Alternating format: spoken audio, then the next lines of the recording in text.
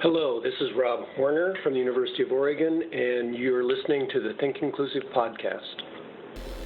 Recording from my office in beautiful Marietta, Georgia, you are listening to the Think Inclusive podcast, episode 18. Today we have Dr. Rob Horner, Director of the Technical Assistance Center on Positive Behavioral Interventions and Supports. We talk about the history of PBIS and the somewhat controversial foundation in applied behavioral analysis. After the podcast, please visit patreon.com/thinkinclusivepodcast, where you can support our goal to bring you in-depth interviews with inclusive education and community advocacy thought leaders. Also, you can help other people find us by giving us a 5-star review on Apple Podcasts or wherever you listen to the Think Inclusive podcast. So, without further ado, here is the interview. All right. Hello, everybody.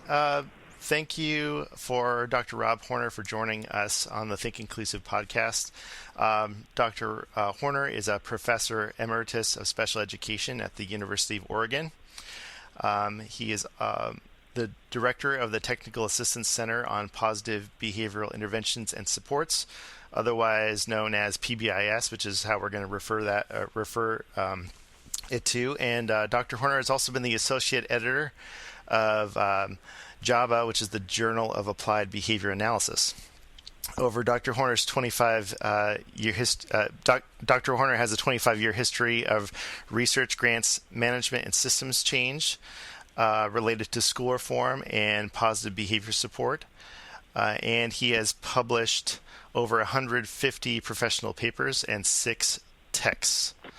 Once again, thank you for being here. Happy to be here. Awesome.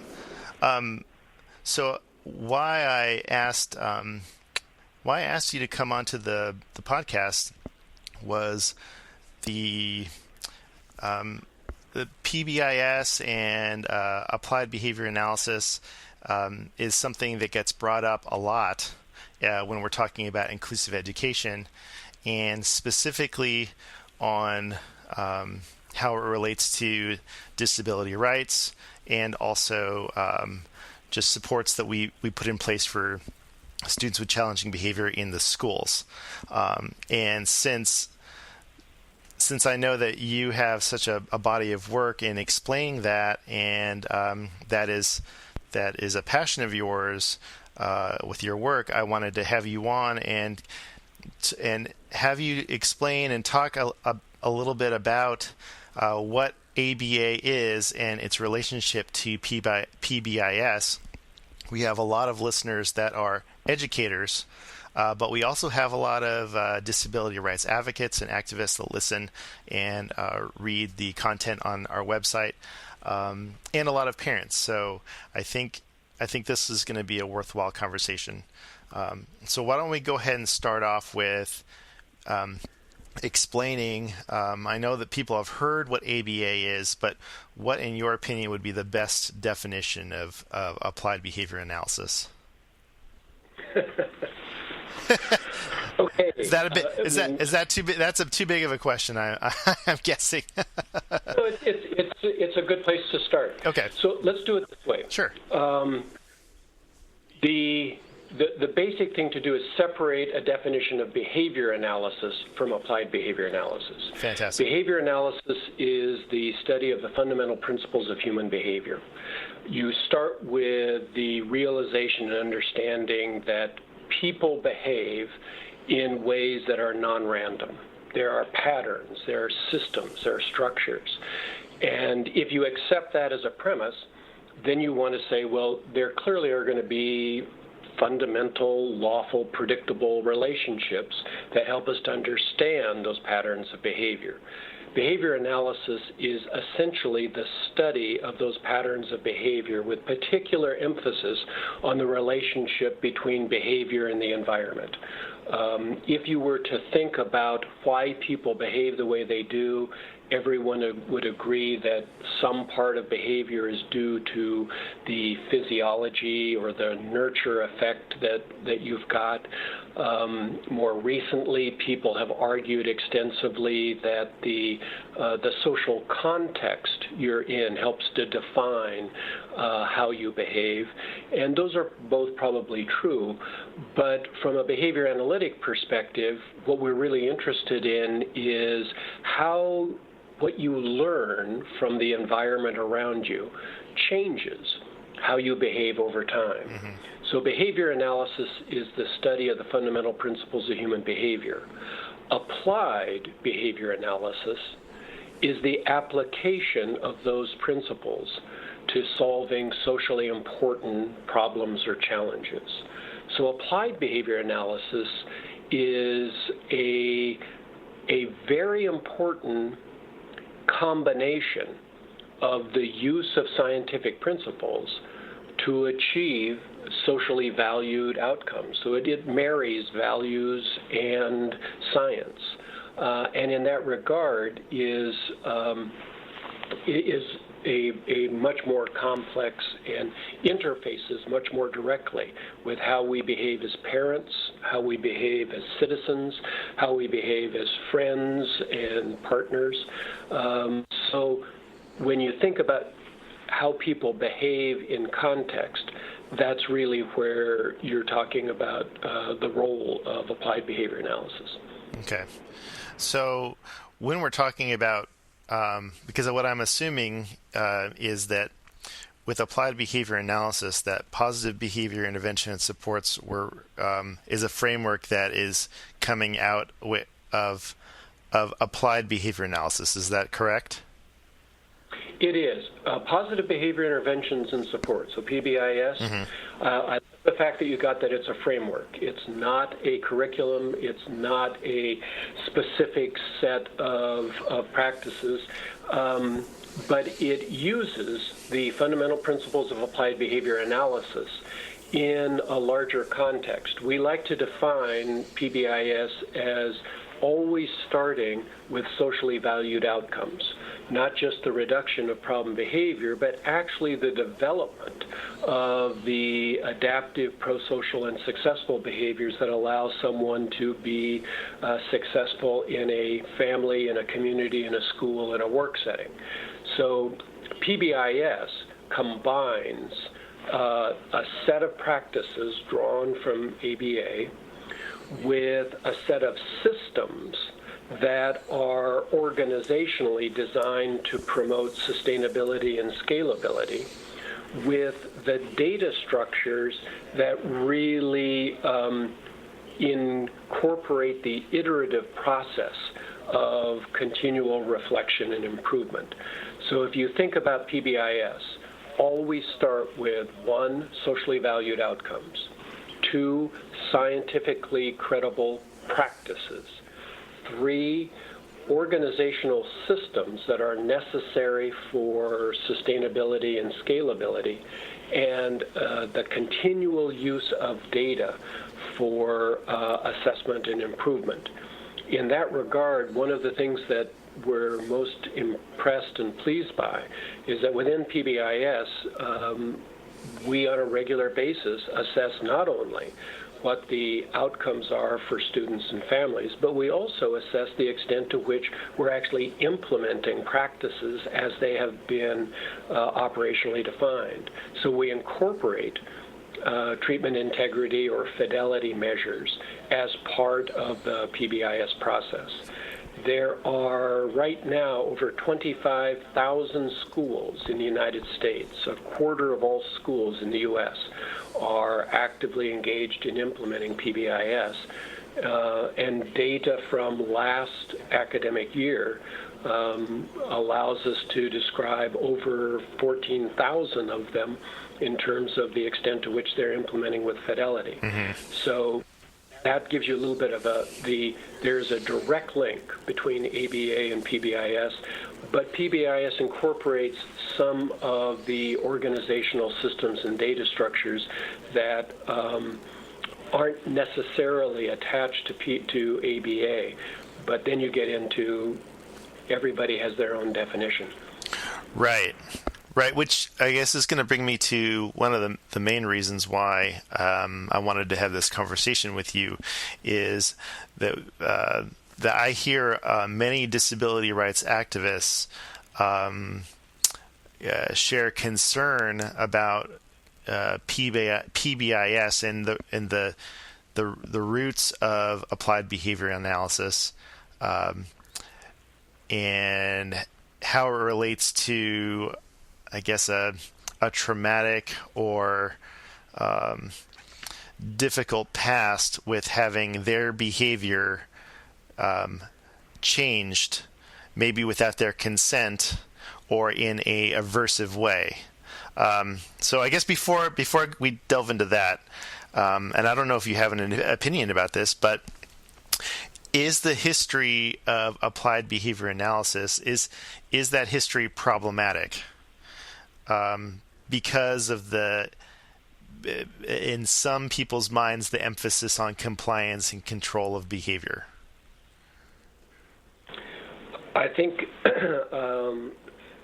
both the emphasis on compliance and control, and also the exaggerated emphasis on the use of aversive procedures are sort of blemishes on applied behavior analysis that are atypical and more part of the fantasy than the reality. Okay. As with almost everything that you hear about something like this, there are elements of truth, and ABA is no different than any other formal practice.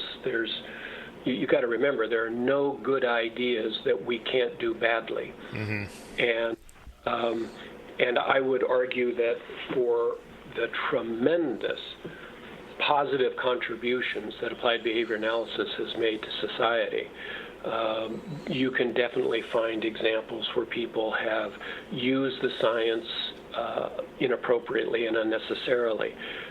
Too often people equate behavior analysis with Clockwork Orange type practices, and definitely there were things that were done in institutional environments where people were not adequately protected, there were not adequate controls, there were not ethical procedures, where people did things that were abhorrent. So given that, you stop and say it is important, I think, when you talk about applied behavior analysis, not just behavior analysis as a set of principles, but applied behavior analysis as the application of those principles, to realize that ABA always starts with values. So if you're a disability rights advocate, or you are a parent, or you are a teacher, you don't do applied behavior analysis unless you first start by saying, what do we value as formal outcomes? What do we value as critical features? Applied behavior analysis is about the design of effective environments. It is not about the altering of people. It's about the creation of environments where people can be effective and successful. And understanding those principles is incredibly, incredibly important. I mean, one of the things that I think Travis Thompson has done well is to argue that the greatest deficit of applied behavior analysis is that we have not informed our society enough about the basic principles that are affecting their behavior. To have people function as friends and parents and citizens without understanding the basic principles of positive and negative reinforcement is very similar to letting people run around in the sun without telling them about the effects of ultraviolet rays. I mean, they can get by for a while, but there's damage. The idea that we are not being affected by the contingencies of the environments in which we live is simply unrealistic. Everybody is always in a situation where you are experiencing stimuli, you're responding to things about you, you're getting feedback on the effectiveness and ineffectiveness, and that feedback is altering what you do. We're currently looking at an opioid epidemic. That epidemic is directly understandable from a behavioral perspective. We're looking at concerns around implicit bias in schools and communities. We're talking right now about conversations related to the role of power as it affects harassment. Those are fundamental, basic things that we're talking about, all of which are directly affected by the contingencies in which we live. So the greatest deficit that I would say ABA has is we have done an abysmal job of informing our society about the fundamental principles of human behavior and the power that understanding those principles gives people to establish lives that are much closer to what they actually value. So as you were saying this, and you were kind of explaining how that this is really a way that you're looking at the world and how we can solve really big problems. I want to ask you, do you think that I guess the behaviorism, or I'm not sure the exact term that you used, maybe behavior analysis, is the best way or the only way to look at explaining why we do what we do? Are there other ways to explain behavior, like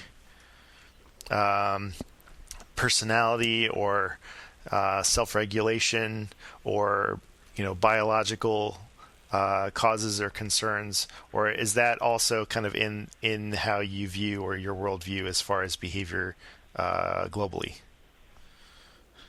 Okay, it's a good question, and it's something that we deal with all the time. The short answer is you combined some things that were similar with some things that were not similar. Okay. Really the big thing, Tim, that I would say is don't let applied behavior analysis become a religion. Mm-hmm. It's a science. So the issue is not we're in favor of applied behavior analysis. I'm not in favor of ABA. I'm in favor of understanding the fundamental principles of human behavior and using those in ways that help us to create a more nurturing and effective environment. Mm-hmm. If you've got a better, faster, cheaper way to provide that explanation, I'm all for it. The notion of self-regulation is completely consistent with ABA principles. Now, even within applied behavior analysis, you get there's a very dedicated group of people called radical behaviorists who very closely adhere to Skinner's writing. And there are people who are strong applied behavior analysts who are not quite as convinced or adamant as some groups. So don't paint the entire field with a single brush. Mm-hmm. Allow for the fact that there are different levels and different understandings of some of the same variables. At the same time, if you're a behavior analyst, you really believe in formally monitoring and observing behavior. Now, so what that does is it creates a big challenge for people who say, well, it's her personality or it's her temperament. Most behavior analysts are very comfortable with the notion that physiology affects behavior.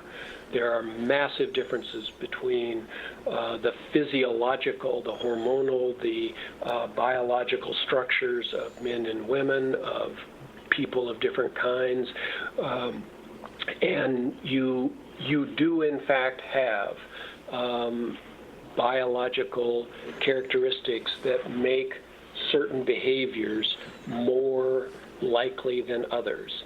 And we really need to understand those. Understanding changes in physiology is what allows us to understand some of the traits and characteristics of autism, allows us to understand why some children have real difficulty reading and speaking. It also affects the extent to which people find social interaction reinforcing or not. So there's no question that biological variables affect behavior. It also, however, is, I think, unquestionable that simply assuming biology dictates everything is silly. We have unremitting sequences of formal systematic studies demonstrating that learning history affects how you behave. And what we're really about is conducting the research that will better help us to understand that with greater precision. I look especially at the work of Gerald Patterson, who looked at social learning theory and the impact of negative reinforcement on how family dynamics developed.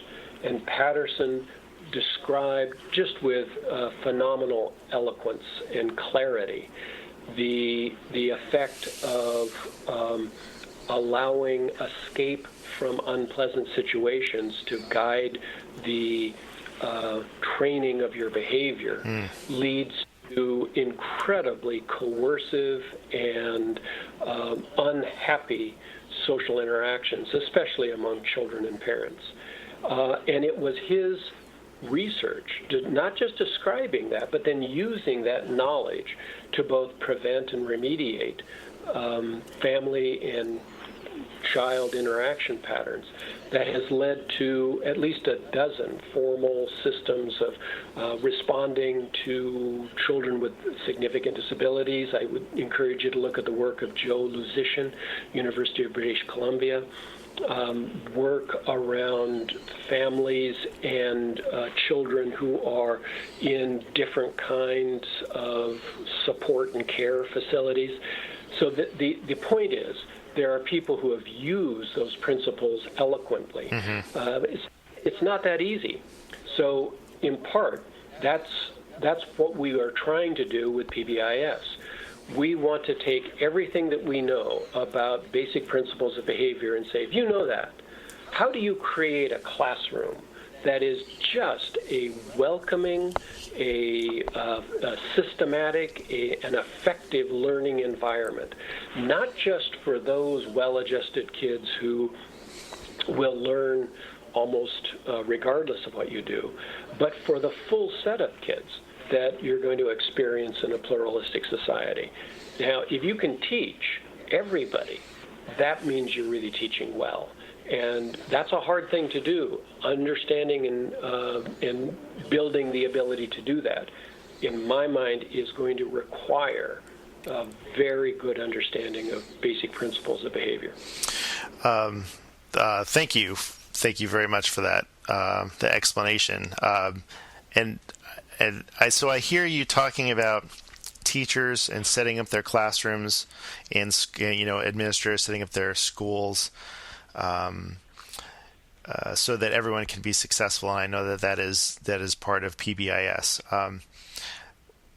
I have conversations with a lot of teachers who, maybe they are in a PBIS school, maybe they're not, but they have a classroom with students that do have challenging behavior, and many times the assumption is, well, this particular student is that has significant and challenging behavior, and it's disrupting the learning of everybody in the class, so therefore they must be educated somewhere else, like a self-contained classroom, where there's going to be children who are working that also have challenging behavior or different intellectual disabilities or learning disabilities.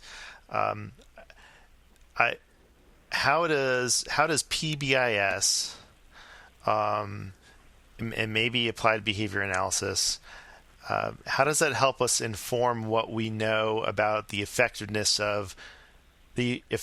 or non-effectiveness of removing a child from a general education classroom into a more segregated or self-contained classroom? Good. Okay, that's a much more detailed question. So here's the actual answer to that. Okay. First off, don't think about children as having challenging behavior. That makes it sound as if Eric's defiance is inside him. Eric has learned to be defiant under certain situations. He will be defiant in situations A and B. He will be absolutely wonderful in situations D, E, and F. So be careful about the mistake of labeling a student by her behavior or assuming that the behavior is somehow inside the student and inextricably linked to that student. Behavior is situation specific. So yes, you've got a kid, that kid is doing behaviors, and those behaviors are disruptive and interfering with everybody's education. So if you're going to create a school, on the one hand, you have an obligation to everybody. You can't allow one student to nullify the educational opportunities of everybody else.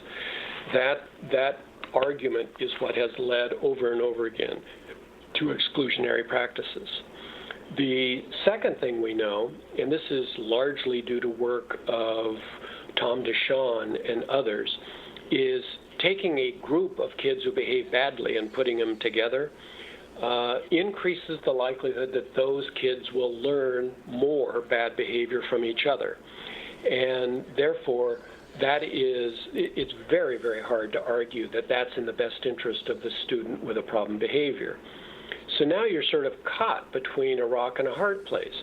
You can't just leave a student in a room destroying the educational opportunities for everybody.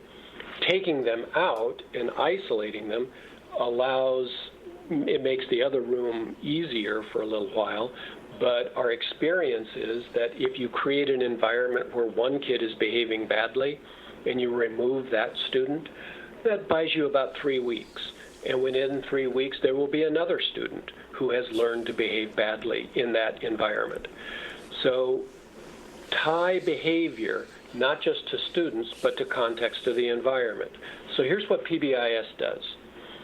PBIS says we will not be able to organize effective behavior support if the only thing we're doing is one student at a time interventions.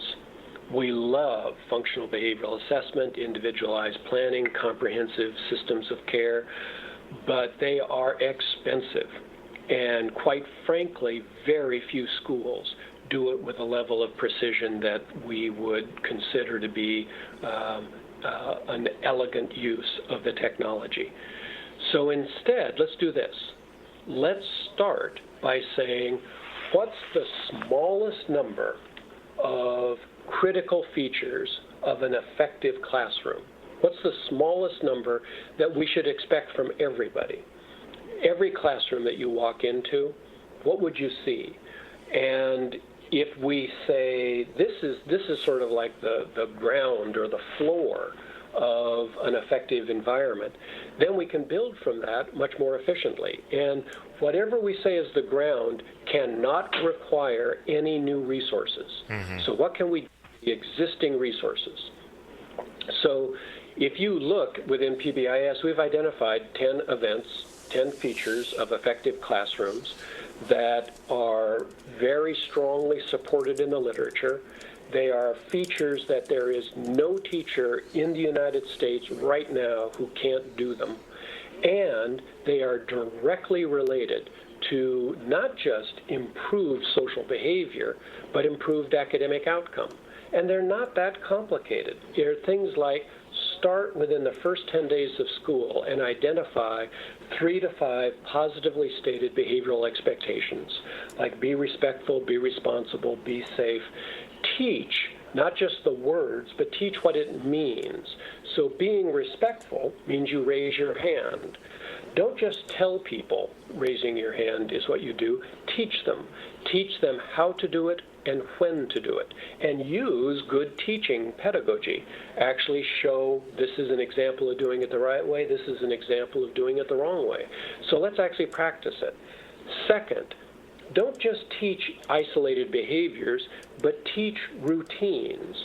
Most classrooms involve a series of 5 to 9 routines. A routine would be something like, how does the teacher get everybody's attention at the beginning of class? How do you move from individual activities to group instruction? How do you, in an elementary school, break into small groups, get ready to go to lunch, come back from recess? What's the routine that we do? All teachers tell kids what to do. Good teachers teach those routines. So teach expectations. Teach the routines.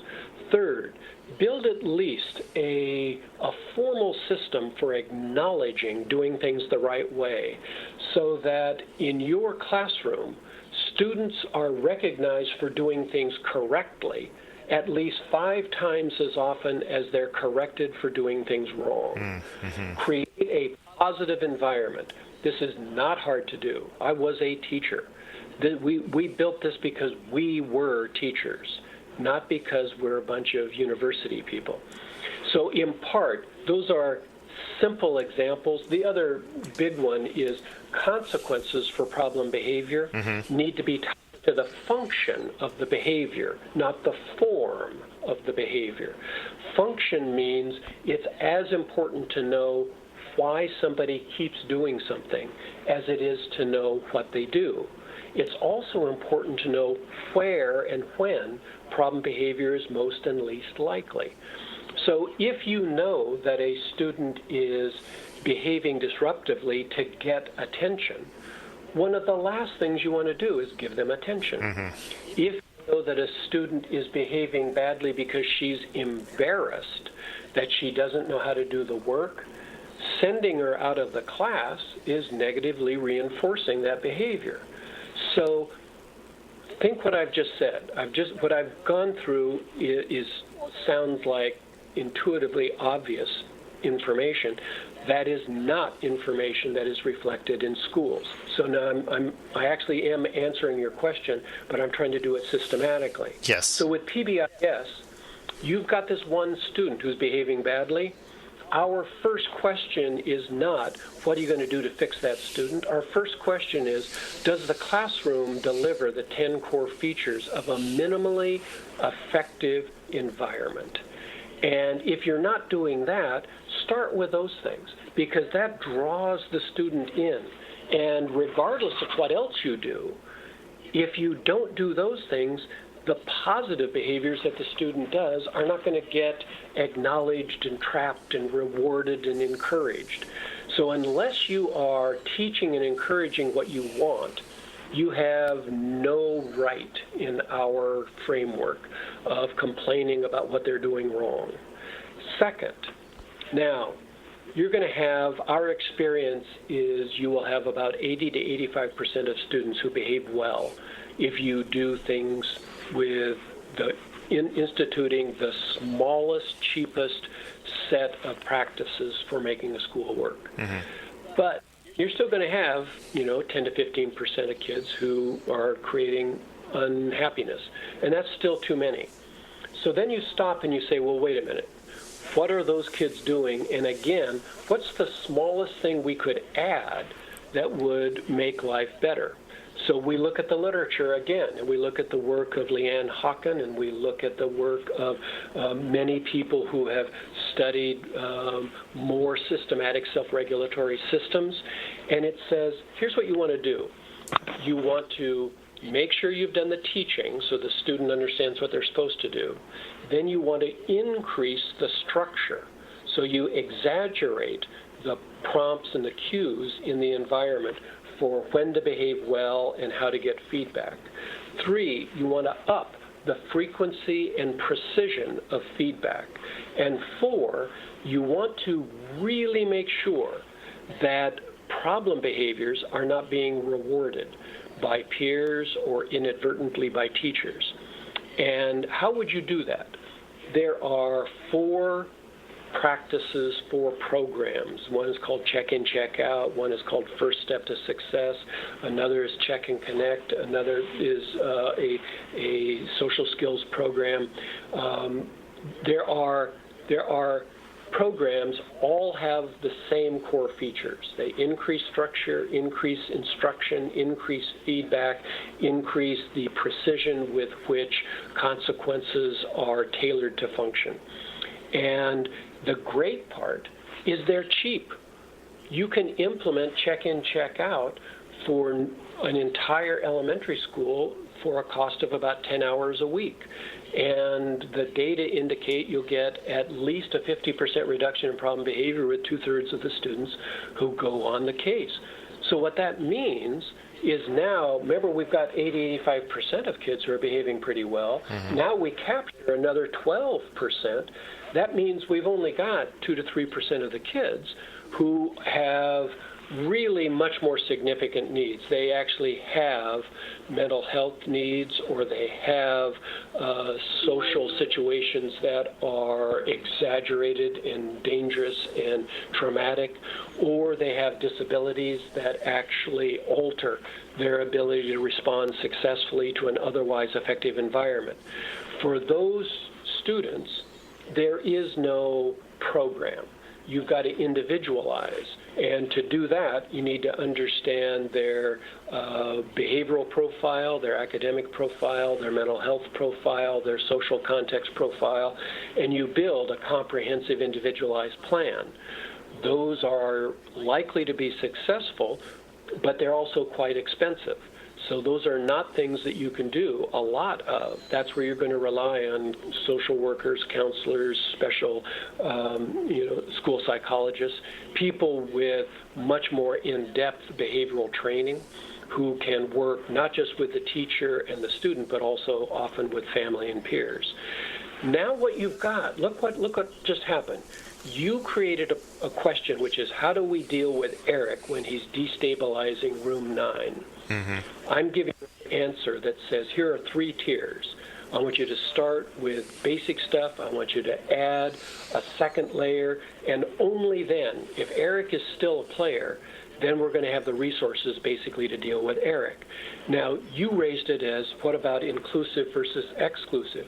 You could convince me that we need to remove Eric for a brief period of the day to do training on the academic skill that he's behind, because when he's with the other kids and sees that he's not operating like everybody else, that's highly aversive to him.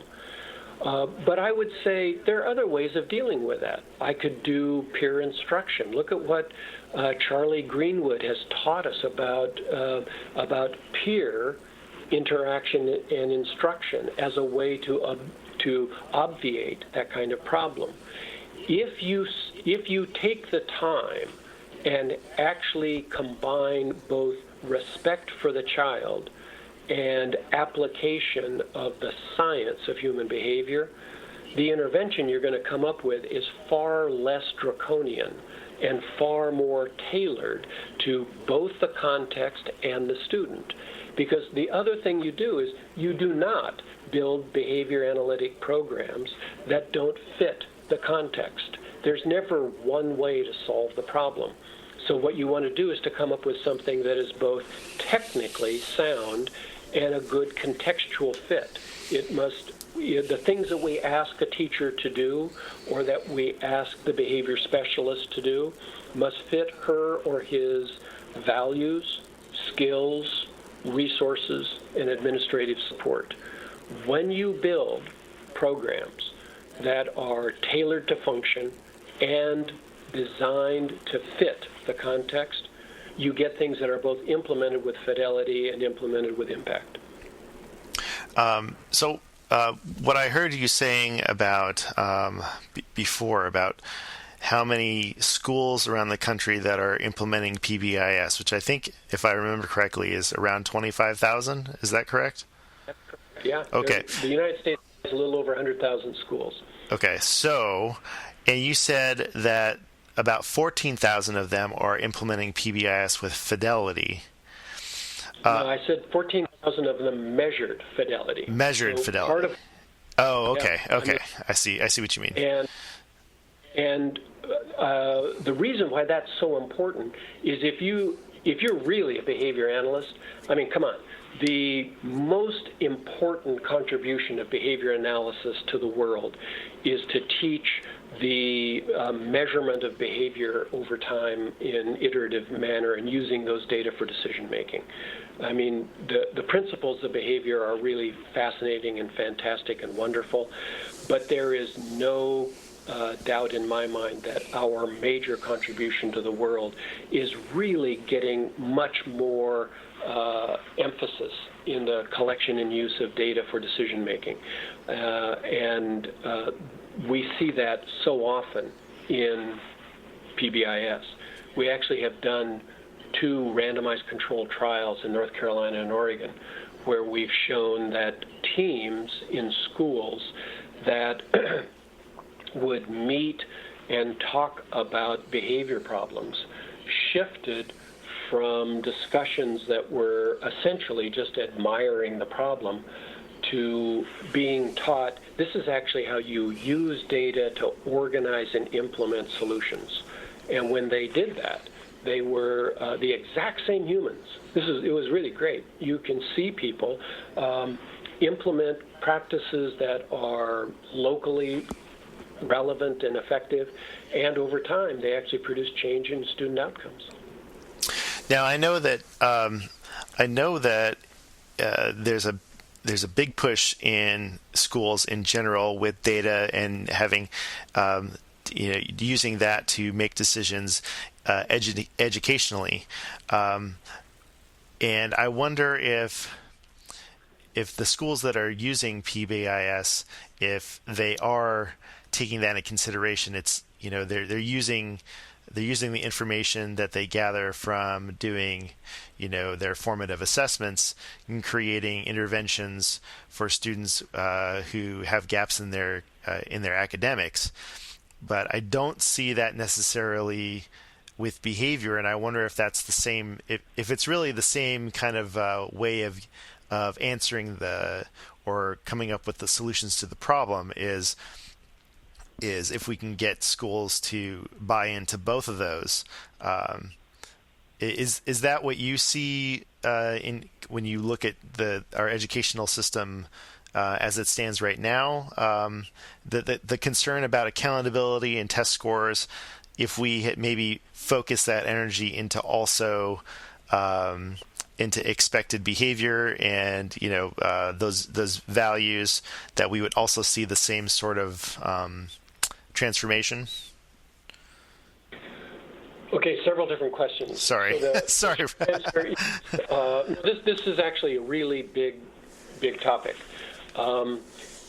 Using annual assessments of student performance is a realistic thing to do, and we should hold ourselves accountable for the performance of kids on reading, math, science, writing performance. And even if what you really believe is we need to do a much better job of teaching problem solving and critical thinking, there's no difference between saying, yep, we need to do that, but come on, you still have to teach people how to read and do basic math and science. So those are things that the school system should do. Pretending that an annual assessment is going to have any effect on actual day-to-day student behavior is not very impressive. So part of what we know is you need data that is much more frequently collected, much cheaper and easier. We need strategies where you're not spending 2 weeks assessing kids. So if for literacy in elementary schools, we know that you can assess the literacy scores of a student in about 5 minutes.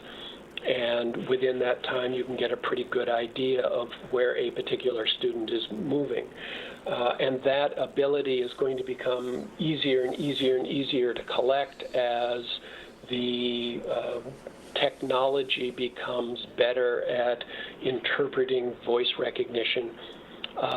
So in part, a teacher in second or third grade who's teaching reading should know regularly how well kids are doing in terms of literacy. When I say know, they should know not just oral reading fluency, but they should be able to say, is this child having difficulty due to vocabulary deficits, due to phonemic segmentation, due to lack of mastery of the alphabetic principle? You can look and say, how should I tailor support? And if I've got 12 kids who have really significant vocabulary deficits, and I've got 9 kids who are vocabulary rich, I should build groups where the kids are doing different things, and I can tailor that and make that work, and I'm going to give each set of kids the things that they need. And you can do differentiated instruction. You can differentiate to accommodate 3 or 4 groups of kids in an elementary classroom with existing resources. Now, behaviorally, you're going to do exactly the same thing. So part of what I want to know is if you sit down as a school, not as a classroom, but as a school, and you say, how many times in the past week did we send kids to the office for problem behavior? And of the 22 times, where was that most likely to happen? In the classroom, in the hallway, in the cafeteria, on the playground? If I know how often and I know where, then I want to say, what were they doing, who was doing it, and what's our best understanding of why they keep doing it? And you may be able to say, well, we've got a problem in the cafeteria because we've got a whole bunch of hungry elementary kids lining up in the hallway for 9 to 12 minutes. Is that developmentally wise? Isn't there a different way that we could release kids so that we decreased that clumping of kids in the hallway just waiting to screw up? When you change the structure, you decrease problem behavior. One elementary school in Portland, Oregon was having a huge amount of aggression on the playground. And they were particularly worried because kids of color were being sent to the office much more frequently than white kids were. And so they brought in a bunch of people to take a look at doing sensitivity training. But when they actually looked at their data, what they saw was the vast majority of problems on the playground were really related to kids playing basketball. And you had one group of kids who came from a low-income area who were playing street rules with respect to basketball, and you had another group of kids who were using NBA rules. Well, street rules basically argue that it's not a foul unless you're bleeding, and that didn't work very well for the teachers and staff. So the result was not to do a whole bunch of odd things, but rather to get every kid out there and say, okay, look, this is how you do wall ball. These are the rules for basketball. In this location, we're playing NBA rules. Anybody have any questions about that? Let's go through what that looks like. After having taught that, they got a 65% reduction in instances of aggression on the playground. Mm-hmm. It was an example of paying attention to the data, defining and teaching low-cost, high-impact intervention. Behavior analysis in PBIS is not about control. It's about the design of effective environments where people can use effective self-regulation efficiently. I think that is the main thing that I'm gleaning from this conversation is that both PBIS and ABA are really looking at the environment first, and then what can we change about the environment that is going to be help the environment be successful for everybody. And then once we look at that, then we can narrow it down and say, well, it's successful for the majority of students, except for these, and then focus a more strategic and individualized approach for those particular students. And like you said, that's the changing of the environment doesn't necessarily have to be expensive as far as monetarily. I think teachers in schools sometimes have to rearrange their resources, and that sometimes becomes expensive in the sense that means they have to change how they're doing things, which I think is this can be a longer conversation, so I'm not really because we only have a few more minutes, but I think that is part of the pushback, and I wonder if you see that schools aren't willing to change because that means they have to change what they're doing and how they've been doing it for so long. Change is always difficult. So two things that I would suggest, Tim.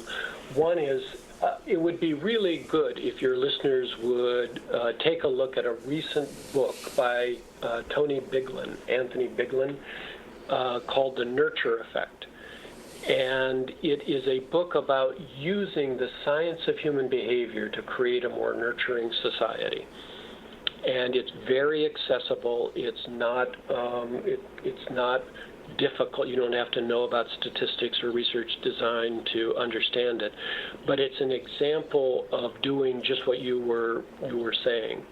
The second thing about change is there is an entire field that's developing around what's called implementation science. And it really is all about how do we implement effective practices, not just so that we get them in place, but so we get them in place with a level of stability and rigor that they are producing social outcomes and they sustain over time. So one of our messages from PBIS is never produce a change in a school that you don't expect to last for a minimum of a decade. Don't do things for this week. Don't do things for this year that you're going to change next year. Think about a 10-year cycle and say, what is it that we're going to put in place that's really going to be durable and effective? One of the reasons you get such resistance to change is most teachers who have been in the field for 10 years or more have been asked to sweat blood to do changes almost every year. Every year you show up and people say, well, we're going to try a new literacy curriculum. We're going to try a new bully prevention program. We're going to try a new this. And then you work really hard to put it in place only to have it replaced by something else the next year. You do that 2 or 3 times and it really decreases your interest in getting excited about change. So when I talk to people about PBIS, I always do this. I say, look, first off, do you think the kids are going to change unless we do something different? Do you think that somehow over the summer they're just going to get better? And everybody says no. Then you say, okay, let's agree. Let's agree, one, that we're not going to stop anything that's already working. If you got something that's working, we're going to keep doing it. Second, we're only going to do things that are evidence-based. So we're not just going to do what your cousin recommends. We're going to do things that actually have empirical documentation that they'll be helpful. 3, we're going to look for the smallest change that'll have the biggest benefit for children. So we're not going to change everything. We're going to say, what's the smallest 2 or 3 things we could change that would make the biggest impact? And let's do that and do that well. Then we can add some additional things. And finally, let's agree this. We're already working full-time. So if we're going to add something new, we need to define what we're going to stop doing to create the resources to make that possible and palatable. And one of the great things right now is that schools do lots of things that are not very effective. And so part of being a good leader is building consensus, not around what to do, but why. Then coming up with an agreement that says we're not going to do new things on the backs of the children, family, or staff. We're actually going to be administratively responsible. And then we're going to do it together, and we're going to measure. We're going to measure if we've done what we said we would do, and if it benefits students. And we're not going to do that just once a year. We're going to do it regularly. And we're going to use that information to put in place the smallest number of procedures that'll make the biggest effect in this community, this school.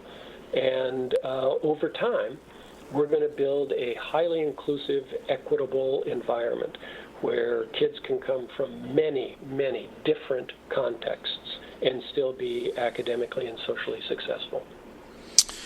Well, Dr. Rob Horner, thank you so much for this fascinating conversation. I am very pleased that you took the time to speak with us today. You're very welcome, Tim. I wish you well. That is our show. We would like to thank Dr. Rob Horner. Make sure you check out the PBIS website, pbis.org, for more information. Follow Think Inclusive on the web at thinkinclusive.us, as well as Twitter, Facebook, Google+, and Instagram.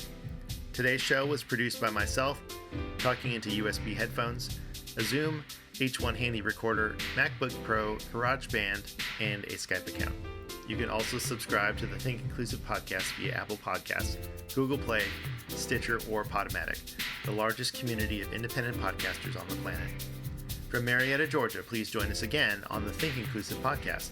Thanks for your time and attention.